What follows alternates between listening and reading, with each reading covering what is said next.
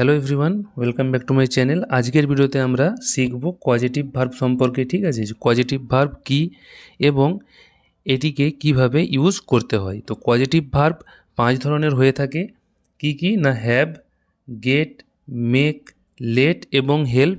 Help যেহেতু খুব বেশি ব্যবহার করা হয় না, সেই জন্য আজকের ভিডিওতে আমরা শুধুমাত্র এই 4টি কজেটিভ ভার্ব সম্পর্কে শিখব।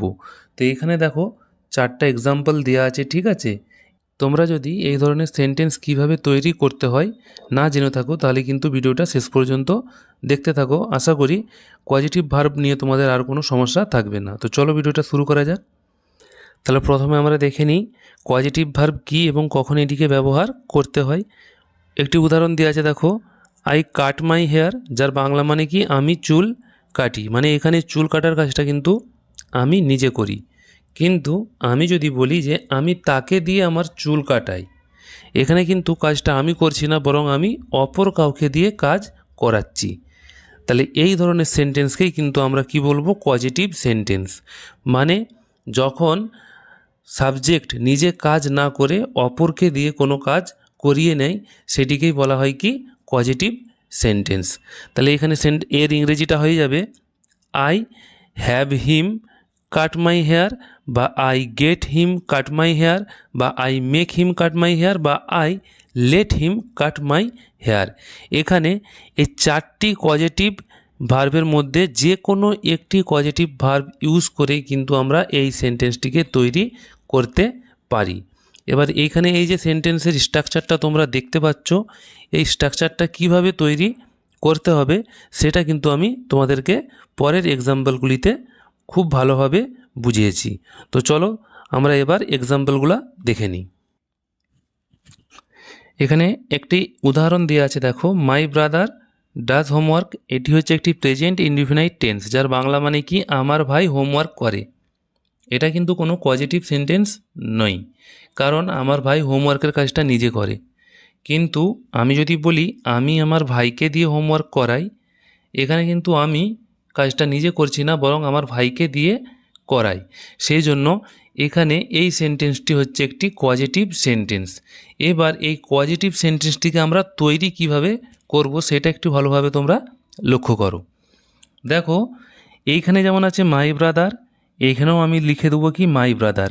মানে এইখানে যেই নামই থাকুক না কেন, পজিটিভ সেন্টেন্স আমরা যখন তৈরি করব, এইখানেও কিন্তু আমরা সেই নামটাই ইউজ করব। শুধুমাত্র হি যদি থাকে এখানে, তাহলে সেটা হিম হয়ে যাবে, সি থাকলে হার হয়ে যাবে, দে থাকলে দেম হবে, এবং উই থাকলে আস হবে। মানে সবসময় কি হবে, অবজেক্টিভ যে কেসটা থাকবে, সাবজেক্টের যে অবজেক্টিভ কেস হয়, সেই অবজেক্টিভ কেসটা আমরা পজিটিভ ভার্বের ক্ষেত্রে ইউজ করব। এবং তারপরে আমরা ইউজ করব কি না, ভার্বের ফার্স্ট ফর্ম। মানে এইখানে ভার্বের যেই ফর্মই থাকুক না কেন, সেকেন্ড, থার্ড, ফোর্থ, ফিফথ, আমরা পজিটিভ সেন্টেন্স যখন তৈরি করব তখন কিন্তু সব সময় আমাদেরকে কি ইউজ করতে হবে না, ভার্বের ফার্স্ট ফর্ম ইউজ করতে হবে। সেই জন্য দেখো এখানে মাই ব্রাদার একটা নাম ছিল, মাই ব্রাদারটা মাই ব্রাদারই রয়ে গেছে। আবার এখানে DOES মানে ডাজ, এটা হচ্ছে ভার্বের 5 নাম্বার ফর্ম, কিন্তু যখন আমরা পজিটিভে করছি তখন আমি কি বলেছি 1 নাম্বার ফর্ম বসবে।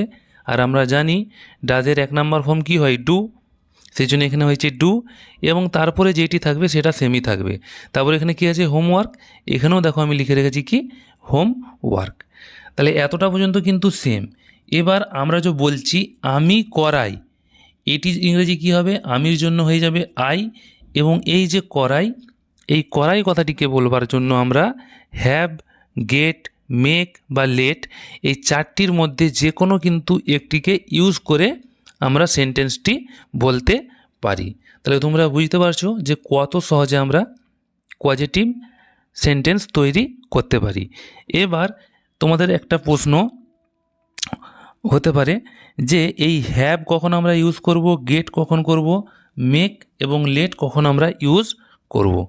সেটির জন্য তোমাদেরকে আমি খুব সহজভাবে বলে রাখি, দেখো, যখন আমি আমার কাজটা করানোর জন্য কাউকে অ্যারেঞ্জ করব, মানে ধরো আমি আমার ভাইকে বললাম যে আমার হোমওয়ার্কটা করে দে, আর আমার ভাই আমার এক কথায় রাজি হয়ে গেছে, সেক্ষেত্রে আমি ইউজ করব কি I have my brother do homework. কিন্তু ধরো আমি আমার ভাইকে বললাম যে আমার হোমওয়ার্কটা করে দে, কিন্তু সে রাজি হচ্ছে না। তখন আমি তাকে বললাম যে তুই যদি আমার হোমওয়ার্কটা করে দিস আমি কিন্তু তোকে ঘুরতে নিয়ে যাব। মানে আমি তাকে কনভিন্স করলাম, মানে রাজি করলাম। সেক্ষেত্রে আমাদেরকে ইউজ করতে হবে I get my brother do homework. কিন্তু আমি যদি আমার ভাইকে জোর করে আমার হোমওয়ার্কটা করাই, তুই যদি আমার হোমওয়ার্কটা না করে দিস আমি কিন্তু তোকে মারবো, মানে তাকে ভয় দেখালাম, মানে তাকে ফোর্স করলাম। সেক্ষেত্রে আমার ভাই রাজি হয়ে গেল। তখন আমাকে বলতে হবে কি না, I make my brother do homework. এবং লেট আমরা কখন ইউজ করব না, আমার ভাইকে আমি হোমওয়ার্কটা করার জন্য পারমিশন দিলাম। মানে আমার ভাই ধরো আমাকে বলল যে আমি হোমওয়ার্কটা তোমার করে দেবো, আমি আমার ভাইকে বললাম ঠিক আছে করে দে, মানে আমি কি আমার ভাইকে পারমিশন দিলাম। সেক্ষেত্রে আমরা ইউজ করব কি লেট। তাহলে তোমরা বুঝতে পেরেছো, হ্যাভ হচ্ছে কি যখন আমরা এক কথায় রাজি করে দেবো কাউকে কোনো কাজ করানোর জন্য, সেক্ষেত্রে আমরা হ্যাভ ইউজ করব। গেট হচ্ছে কি না যখন আমরা তাকে একটু প্রলোভন দেখিয়ে রাজি করব, সেক্ষেত্রে গেট। আর মেক হচ্ছে কি জোর করে। এবং লেট হচ্ছে কি না সে যখন নিজেই আমার কাজ করবে বলে বলবে এবং আমি তাকে পারমিশন দিয়ে দেবো, সেক্ষেত্রে আমরা ইউজ করব কি লেট। আশা করি তোমাদেরকে আমি বোঝাতে পেরেছি। আরেকটা কথা তোমাদের এখানে আমি বলে রাখি, এই যে হ্যাভ, গেট, মেক এবং লেট দেখতে পাচ্ছ, এইগুলি কিন্তু টেন্স অনুযায়ী চেঞ্জ হয়ে থাকবে। মানে টেন্স যদি পাস্ট টেন্সে থাকে তাহলে এই হ্যাভও কিন্তু কি হয়ে যাবে, হ্যাড হয়ে যাবে, গেট হয়ে যাবে গট, মেক হয়ে যাবে মেড, এবং লেটই থাকবে, কারণ আমরা জানি লেটের পাস্টও কিন্তু লেটই হয়। এবার আমরা আরও কিছু এক্সাম্পল দেখি, তাহলে কিন্তু আরও ক্লিয়ার হয়ে যাবে। আরও একটি উদাহরণ এখানে দেওয়া আছে, দেখো he is writing a letter, মানে সে একটি চিঠি লিখছে। এটা কি টেন্স আমরা জানি, এটি প্রেজেন্ট কন্টিনিউয়াস টেন্স, কারণ বি ভার্বের সঙ্গে ভার্বের আইএনজি ফর্ম আছে। ঠিক আছে, কিন্তু আমি যদি বলি আমি তাকে দিয়ে চিঠি লেখাচ্ছি, এটা কিন্তু একটি পজিটিভ সেন্টেন্স, কারণ চিঠি কিন্তু আমি লিখিনি, আমি কাউকে দিয়ে লেখাচ্ছি। আমি কি বলেছিলাম, সাবজেক্ট যদি হি হয় তাহলে সেইটি হয়ে যাবে কি হিম। তারপর আমি বলেছিলাম কি ভার্বের ফার্স্ট ফর্ম থাকবে, তাহলে এখানে রাইটিং, এই রাইটিংয়ের ফার্স্ট ফর্ম কি হবে রাইট, তারপর যেটা থাকবে সেটাই হবে, মানে এ লেটারই থাকবে। এবার আমি লেখাচ্ছি, মানে আমি কাজটা করাচ্ছি, তার জন্য কি ইউজ করব, আমির জন্য আই। এবার যেহেতু এটা প্রেজেন্ট কন্টিনিউয়াস টেন্স, সেই জন্য আমি কি বলেছিলাম না টেন্স অনুযায়ী কিন্তু পজিটিভ ভার্বও পরিবর্তন হবে। এবার এই যে হ্যাভ আছে, এই হ্যাভের সঙ্গে আইএনজি যোগ করতে হবে, মানে হ্যাভিং হয়ে যাবে। গেট ইউজ করলে গেটের সঙ্গেও আইএনজি যোগ করতে হবে, মেকের সঙ্গেও আইএনজি এবং লেটের সঙ্গেও কিন্তু আইএনজি হবে। মানে সেন্টেন্সটা হয়ে যাবে এরকম, I am having him write my letter, I am getting him write a letter, I am making him write a letter এবং I am letting him write a letter. তাহলে তোমরা বুঝতে পারছো যে টেন্স অনুযায়ী কিন্তু এই পজিটিভ ভার্বটাও পরিবর্তন হবে। বাকি এই যে তোমরা এতটা অংশ দেখতে পাচ্ছ, এই এতটা সেন্টেন্স কিন্তু আগেরই মতো পুরো সেমই থাকবে। তাহলে তোমরা বুঝতে পারছো যে পজিটিভ সেন্টেন্স কত ইজিভাবে আমরা তৈরি করতে পারি। দে কুকড দ্য ফুড, মানে তারা খাবার রান্না করেছিল। ঠিক আছে, এটি হচ্ছে কি একটি পাস্ট ইনডিফিনাইট টেন্স, কারণ এখানে কি ভার্বের সেকেন্ড ফর্ম আছে। এবার আমি বলছি আমি তাদেরকে দিয়ে খাবার রান্না করিয়েছিলাম, মানে আমি কিন্তু কাজটা নিজে করিনি, তাদেরকে দিয়ে করেছিলাম, সেই জন্য এটা কি একটি পজিটিভ সেন্টেন্স। এবার এটিকে কিভাবে আমরা তৈরি করব, তাহলে দেখো দে কি হয়ে যাবে, আমি আগেই বলেছিলাম দে হয়ে যাবে কি দেম, মানে সাবজেক্টের যে অবজেক্টিভ কেস সেটা সবসময় পজিটিভ ভার্বের ক্ষেত্রে আমাদেরকে ইউজ করতে হবে। আর যদি কোনো নাম থাকে নামটা কিন্তু চেঞ্জ হবে না, নামটা কিন্তু সেমই থাকবে, শুধুমাত্র হি সি দে উই এগুলো চেঞ্জ হবে। তাহলে দেটা হয়ে যাবে দেম, ভার্বের সেকেন্ড ফর্মটা কী হয়ে যাবে ভার্বের ফার্স্ট ফর্ম, তাহলে কুকড হয়ে যাবে কুক, এবং তারপরে যে এবং তারপরে যেটি আছে সেটি কিন্তু একই থাকবে, মানে দ্য ফুড কিন্তু দ্য ফুডই থাকবে। এবার আমি করিয়েছিলাম, সেটির জন্য আমরা ইউজ করব কি আই, তারপর ইউজ করব কি হ্যাড, গট, মেড বা লেট, এই চারটির মধ্যে যে কোনো একটি আমরা ইউজ করব, তাহলেই কিন্তু পজিটিভ সেন্টেন্স তৈরি হয়ে যাবে। এবারে এখানে যেহেতু এটা ফার্স্ট ইনডিফিনাইট টেন্স, মানে ভার্বটা সেকেন্ড ফর্মে আছে, সেজন্য কিন্তু এই টেন্স অনুযায়ী পজিটিভ সেন্টেন্সে যে পজিটিভ ভার্বটা আছে সেটাও কিন্তু সেকেন্ড ফর্মে চলে গেছে। তাহলে এটার ইংরেজি হয়ে যাবে কি I had them cook the food, I got them cook the food, I made them cook the food, বা I let them cook the food, মানে আমি তাদেরকে দিয়ে খাবার রান্না করেছিলাম। আশা করি তোমরা বুঝতে পারছো। আরও একটি উদাহরণ দেওয়া আছে, দেখে নাও। সি উইল কল রাহুল, মানে সে রাহুলকে কল করবে। ঠিক আছে, এখানে উইল ইউজ হয়েছে, মানে কি এটা ফিউচার ইনডিফিনাইট টেন্স। ঠিক আছে, কিন্তু আমি যদি বলি আমি তাকে দিয়ে রাহুলকে কল করাবো, এটা পজিটিভ সেন্টেন্স। তো এটি কীভাবে তৈরি করব? দেখো সিটা কি হয়ে যাবে, আমি আগেই বলেছিলাম হার হয়ে যাবে। আর এখানে এই যে কল ভার্বের ফার্স্ট ফর্ম, আর পজিটিভ সেন্টেন্সের ক্ষেত্রেও আমি কি জানি ভার্বের ফার্স্ট ফর্মই হয়, সেই জন্য কলই রয়ে গেছে, এবং তারপরে যেটি থাকবে সেটি সেম হয়, সেই জন্য এখানে রাহুল কিন্তু রাহুলই আছে। এবার আমি কাজটা করাবো, সেই জন্য এর ইংরেজিটা হয়ে যাবে কি আই উইল হ্যাভ, বা আই উইল গেট, বা আই উইল মেক, বা আই উইল লেট। এই যে কোনো এই চারটির মধ্যে যে কোনো আমরা একটি পজিটিভ ভার্ব ইউজ করে এই সেন্টেন্সটিকে তৈরি করতে পারি। এবার এখানে আমি তোমাদেরকে টেস্ট করবার জন্য একটা এক্সাম্পল দিয়ে রেখেছি। ঠিক আছে, যেমন মাই ফ্রেন্ড ড্রাইভস মাই কার, মানে আমার বন্ধু আমার কার ড্রাইভ করে। ঠিক আছে, এটা হচ্ছে কি একটি প্রেজেন্ট ইনডিফিনাইট টেন্স। এবার ধরো আমি বলতে চাই যে আমি আমার বন্ধুকে দিয়ে আমার কারটা ড্রাইভ করাই। ঠিক আছে, তাহলে এর ইংরেজি কী হয়ে যাবে? মাই ফ্রেন্ডই থাকবে। ড্রাইভস হচ্ছে কি ভার্বের 5 নাম্বার ফর্ম।